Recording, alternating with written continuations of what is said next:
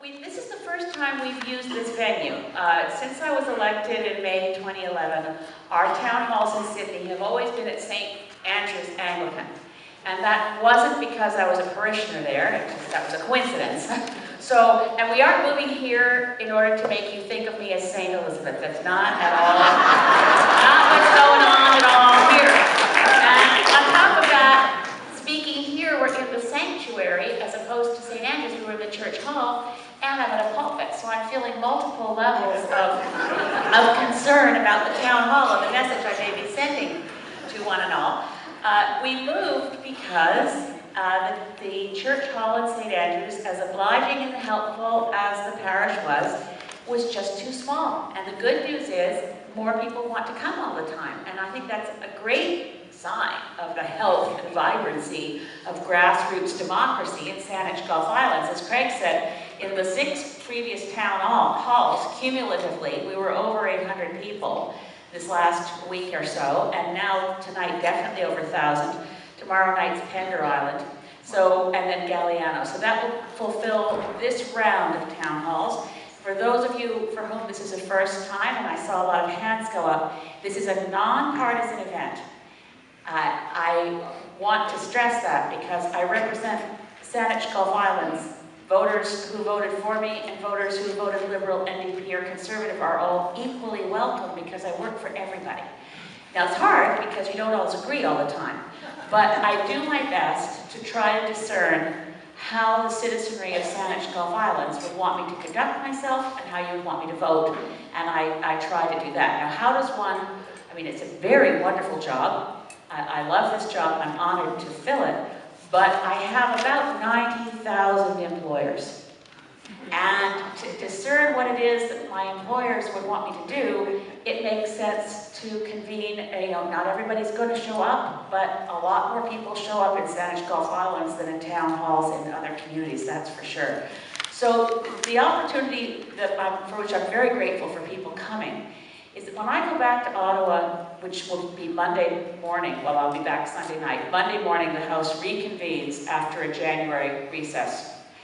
And when I raise issues that have come up in these town halls, particularly where the same issues come up over and over again, I feel very confident in saying to the House of Commons assembled, or to the Prime Minister, well, we always speak to the Speaker, the people in my community want to know, or my community, my constituents are concerned about, and I can say it with some authority because we've just all gotten together. So I assume the people who show up are people who are interested in issues. People who stay home often have good reasons they can't get out, and we're going to try to find ways to have meetings, perhaps in between the round of September town halls and January town halls. Maybe have some odd and sod Saturday town halls in different places for people who have a hard time coming out in the evening. Anyway, I'm going on too long about that, but I'm grateful to have this chance to touch base with you. And that's why I try to keep my remarks in the beginning of the meeting relatively brief, which means I could say much more about all these topics, but we'll hold back. And then if you're interested, I can give you more detail. So the September, we should have resumed Parliament in mid-September. We didn't. There was a prorogation, so we resumed Parliament in mid-October. Suddenly finding some empty days on my calendar, the weekdays between mid-September and mid-October, I decided, since we were in the midst of town hall meetings here, love town hall meetings, so we did a national democracy tour of town halls in 7 provinces, 7 provinces and the Yukon, 17 communities between mid-September and mid-October. Great experience, really encouraging in terms of people from across Canada being interested in a non-partisan experience of what's going on in Canadian democracy. When we came back to Parliament, it was the Wednesday following Thanksgiving, and we opened, as always, for a new session of Parliament with a speech from the throne. The only real news in the speech from the throne was the announcement that Canada had reached, at that point, an agreement in principle with the European Union for something called the Comprehensive Economic Trade Agreement. Is otherwise known as CETA. Some of you will have known of it. We still don't have a text, but we'll be awaiting and reviewing the text when we get it. The next thing of note that happened, at least to me, was a very substantial effort by the Conservative ruling party to deprive me of my rights at the report stage in legislative process. So this was unfortunate, although I say it was in some ways it's sort of a backhanded compliment that a party with the majority of seats in the House of Commons would make such an effort to take away the rights of one member of Parliament. But what I had been doing, I'm a big believer in the rules of Parliament, practice and procedure. And I discovered a rule that no other member of Parliament had previously used, and not to describe all the minutiae of it, I was using it to bring forward amendments to legislation in the House of Commons fully assembled. You may remember that on the Omnibus Budget Bill in 2012, Bill C-38, I brought forward 400 amendments. Well, Mr. Van Loan, the Conservative House Leader, didn't like that. He tried to get the Speaker of the House to rule that when I brought forward amendments, but he was as specific as saying, the member for Saanich-Gulf Islands shall not be allowed to hold the House hostage. Now, I didn't know I was doing that, but in any case, what they asked the Speaker to rule was that they would take all my amendments as a group, ask the Speaker to pull one sample amendment, put that to a vote, and if it failed, they wouldn't have to look at the rest of my amendments. Well, yeah, the Speaker, I'm glad you're all sitting down for this one, the Speaker did rule, which was great, that Parliament, the Parliament of Canada is a democracy. And that was great. And further, the point of Parliament is to pass legislation. And the role of members of Parliament is to review and amend legislation, and therefore, and this was where I got into trouble later. This was in November of 2012 that Peter Van Loan got this ruling from the Speaker.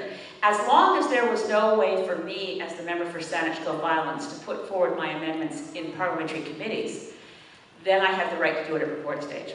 So what happened after the speech from the throne this fall was that suddenly, in 20 different legislative committees, 20 different members, Conservative members of Parliament, put forward identical motions that said that from now on I will be quote-unquote invited to the committees so my amendments can be defeated there instead of being able to bring them forward. Anyway, the process there is pretty truncated. I'm allowed to speak to each amendment for 60 seconds. And then, but in any case, I'm trying to make it work. I still present amendments. I run from committee to committee. On the Omnibus Budget Bill 2013, that was one of the first pieces of legislation that came in after the speech from the throne. So this was, again, as in 2012, in 2013, there were essentially 800 to 900 pages of legislation in budget omnibus bills to the 2012 budget, 800 pages, and then to the 2013 budget, about 800 pages. Much of this omnibus, you've probably heard omnibus legislation has been widely panned. A lot of parliamentarians would like to get control of it because it doesn't actually have a lot to do with the budget, but it does lump a lot of changes to legislation together and the bills get forced through very quickly. So Bill C-4 was the fall 2013 omnibus budget legislation. It mostly took aim at collective bargaining for the federal civil service. It also redefined dangerous work under the Canada Labour Code to make it harder to refuse dangerous work. It had other changes that will probably interest some of you. Now, this was directly mentioned in the budget, was the decision to eliminate the Canadian International Development Agency, CIDA, and fold it into foreign affairs. So there still will be international development work through the Government of Canada, but it's no longer standalone through CIDA. It's now incorporated within foreign affairs, although, and they're still trying to figure out exactly how it's going to work, there will be a minister, as a junior minister, responsible for CIDA, working under the Minister of Foreign Affairs. That was also part of Bill C-4. There were a number of other little things. One that I found very interesting is in relation to how Jim Flaherty, our finance minister, hopes to get us out of deficit by 2015. And they're on track to do it right now. That's encouraging news. They could be looking at surpluses by 2015. But one way that they're eliminating the deficit created by the 2009 is to sell off assets of the Government of Canada. You may have seen in the news, we've sold off Canada House, the quite prestigious residence for the High Commissioner from Canada to the UK. We're selling off embassies in different parts of the world. We've sold off some rare coins. The reason, most of those sales don't ever come before the Parliament. They don't require legislation to sell off assets. But in C4, it was a fascinating bit of history to discover that we had to amend the Crow's Nest Pass Act that was brought in by Sir John A. Macdonald to allow the building of the railway through the Crow's Nest Pass. And it created a big chunk of land that we're now selling to reduce the deficit, and it's called the Dominion Coal lands. These lands are approximately, well, it's tens of thousands of hectares in southeastern British Columbia, quite near what we, ecologically significant Waterton Glacier International Peace Park. And the land will be sold for coal mining. So that went through in Bill C4 as well. There were changes to the First Nations Elections Act, changes to the Cluster Munitions Act was an interesting experience where we actually made progress. I was very pleased that working with the New Democrats, and the chair of that committee, unlike most chairs where I say I run forward with my amendments and I get 60 seconds per amendment, the chair of the Committee on Cluster Munitions actually let me enter into the discussion and the debate. I worked closely with the NDP critic on that committee, Paul Dewar, because the problem with this bill was that the purpose of the Cluster Munitions Act, as one can expect, is to implement a convention that Canada had already signed to ban cluster munitions. That's so far so good. And the bill said that Canada would no longer buy, transport, manufacture, use, all the kinds of things one would want to do to make sure we weren't using cluster munitions. And then it had a big loophole saying if Canada is in a theater of a military operation in collaboration with an ally who is not a member of the Cluster Munitions Treaty, then Canadians can use, transport, and purchase, etc., cluster munitions. The US is not a party to the Cluster Munitions Treaty, so there was a lot of concern, and I'm very pleased that the Conservatives rethought it, and we didn't have a complete victory, but they did remove the loophole that said that Canadian forces could actually use cluster munitions. We can be involved in a joint enterprise with the US, or obviously with NATO, and cluster munitions unfortunately could be used, but Canadian forces are not to use them. So that was something of a compromise that was achieved in the committee. We also did a review of something called the Board of Internal Economy. The Board of Internal Economy is like a star chamber. Nobody gets to go into the room. There are no minutes kept. Well, some people are in the room, the members of the committee.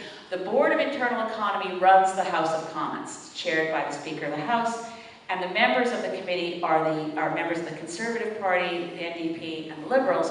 And they make all the decisions about how do members of Parliament report their expenses, what kind of expenses are allowable, how is the House of Commons run, so on and so forth. I managed to work the way into that review of the process by insisting on a seat for the committee's review in June when we were negotiating adjournment of the House for the summer. And strangely enough, I negotiated basically on behalf of all the members of Parliament in my situation. I may not know what my situation is, but I'm part of a recognized federal political party with fewer than 12 seats, and in the similar boat in terms of rights and process and procedure are the independents. And at that time there were 4 independents, plus the bloc members, plus me. So I negotiated for all of us to share a seat. And then we collaborated together to write the dissent to the report. Well, that was a first in Canadian parliamentary history. And I think our dissent's quite good, but we'll be going back to it because I think Canadians don't want to have a non-transparent black box of a process that tells us, or doesn't tell us anything. I mean, the decision about MPs getting raises, you know, if I get a raise, I find out when you do, and it's in the newspaper. If I had a chance to say something about it, it would be in this Board of Internal Economy where we're not allowed in the room. Okay, so I should move along a bit more quickly. The most encouraging thing that happened in the House of Commons before we recessed for Christmas was a private member's bill introduced by Conservative Member of Parliament Michael Chong. He represents an area of Ontario called Wellington-Halton Hills. He's as fine a man as you're ever going to meet. There are a lot of, you've heard me say this before, and if you've heard me rant about Parliament, most members of Parliament are really fine people. Most are highly ethical, work hard, and wish that they could actually speak their minds or do something according to their own values and principles instead of being told what to do. Michael Chong is one of those who's managed to chart a course for himself that's a bit more independent than most of the, he does vote the party line most of the time, but not to go on about Michael too long, his bill is terrific. It would remove the requirement under the Elections Act that the leader of parties sign the nomination forms for every candidate. So this would remove the threat that leaders have to be able to say to candidates or MPs, if you don't do what I say, I won't sign your nomination papers. So that's very healthy. He's also trying to restore to Canadian Westminster parliamentary democracy what the rest of the Commonwealth countries have, which is that the parliamentary caucus, rather the MPs elected under the banner of one party, would have the right to, in Michael Chong's bill, to initiate a leadership review, including of the Prime Minister. Now, around the world, Commonwealth nations like Canada, we know that Margaret Thatcher, when we think about it, Margaret Thatcher didn't lose in a general election. She was removed by her own caucus, where they decided to put John Major in instead of Margaret Thatcher. And recently in Australia, Kevin Rudd was replaced in the Labour Party by Julia Gillard, and then she held on to a narrow margin of victory as Prime Minister, and before she could run for re-election, Kevin Rudd returned the favor, and the Labour caucus removed Julia Gillard and put back in Kevin Rudd. The only reason that doesn't happen in Canada anymore, because under our system, it's completely normal that should happen. But we're so close to the United States, and we watch so much US politics, that I think we've allowed the US model, this idea of a presidential system, to gain ground here. So we tend to think that we're not 308 MPs all elected equally, and the Prime Minister is just first among equals, which is going back, that's supposed to be our tradition. We tend to have adopted more of the US model, and therefore the Prime Minister tends to act more like the President. But that's not our Constitution. That's kind of a growth. I think of it as a cancerous growth myself, but it's been steadily growing since Pierre Trudeau created the idea of a prime ministerial office back in 1970. So Michael Chong's bill is very exciting, and he has a lot of support from conservative backbenchers and a lot of support from Liberals and New Democrats. And his bill will come up for a vote probably in February. The last thing to mention quickly about what happened before Christmas was that I was the only member of Parliament from any of the opposition parties, actually I was the only member of Parliament other than the Minister of Environment, to attend the climate negotiations in Poland, in Warsaw. And this is a cycle of every generally mid to late November, there is essentially the global governance process for climate negotiations under the Framework Convention on Climate Change, which Canada both signed and ratified back in 1992. So this was the 19th such gathering. The gatherings are called Conferences of the Parties, because every country that signed and ratified is a party.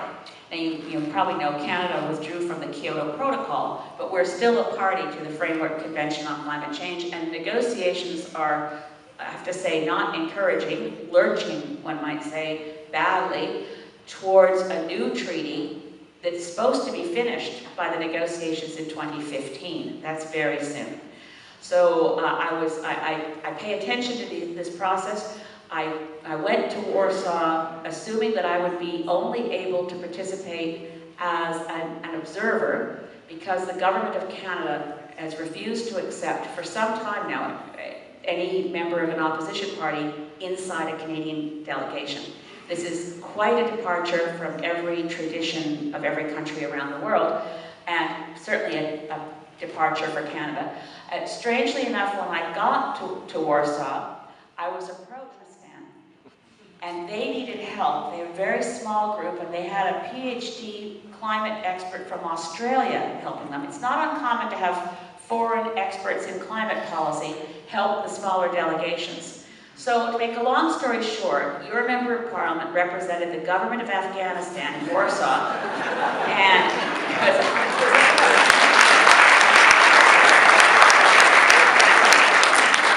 if you're interested in how that went, I can tell you about it, but it was a very difficult week, I have to say. Not because of the government of Afghanistan, but because of how little progress we were making. But thanks to why would I accept that invitation? No one's asked me, but I'll just quickly say, being on a government delegation gets you in the room where the negotiations are really happening. So you can, it was good to assist a country that needed capacity. The side negotiations in the United Nations, it's astonishing. We've got 8 official languages in the UN system. Parliament of Canada, we have 2 languages. If the translators in the Parliament of Canada weren't available, no committee would do its work. But in the UN process, the key negotiations happen without access to translation, in many side rooms all at the same time. And the 3 Afghan nationals, of the 3 of them, only 1 really had good enough English to get through this. So they'd send me to rooms where they didn't have the ability to get, just they can't split themselves into enough pieces. And I would take basically verbatim notes and email them to them every half an hour so they could see what was going on. And then also send them notes saying, you better get in here because you may want to make an intervention. So I did not speak on behalf of Afghanistan, obviously, but I did a kind of an underling role to help them out, and it gave me a chance to be very close to all the action, which is what I wanted to do. Lastly, we adjourned a little bit early, right before Christmas, and I didn't mind adjourning because every piece of legislation in front of us was awful, and I didn't mind the idea of it not passing right away.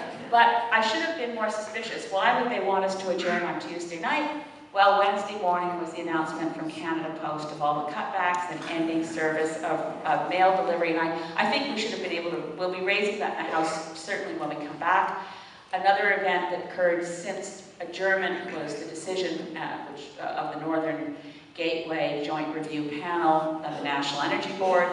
There have been a number of things that have come to light over the Christmas break, including the closure of science libraries across Canada, the reopening for salmon aquaculture permits without us having known about that. Those things also occurred over the period of time since the adjournment. But that's as much as I've taken a little bit more time than I meant to. That's what I've been doing in terms of my parliamentary work since I last reported to you in a town hall.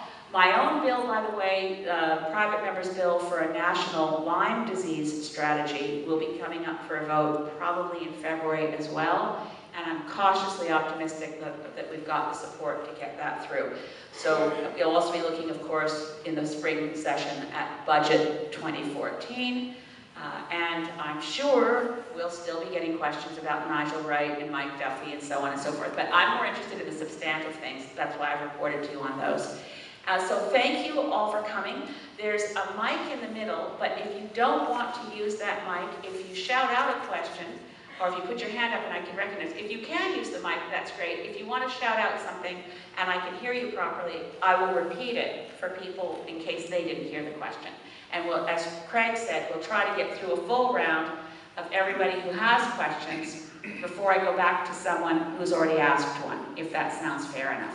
So thank you again. This is a phenomenal turnout in a bigger hall. We would never have all squished at St. Andrews. So I think this is a good decision to come here, and I thank the parish of St. Elizabeth for being so accommodating. And with that, anybody have any questions?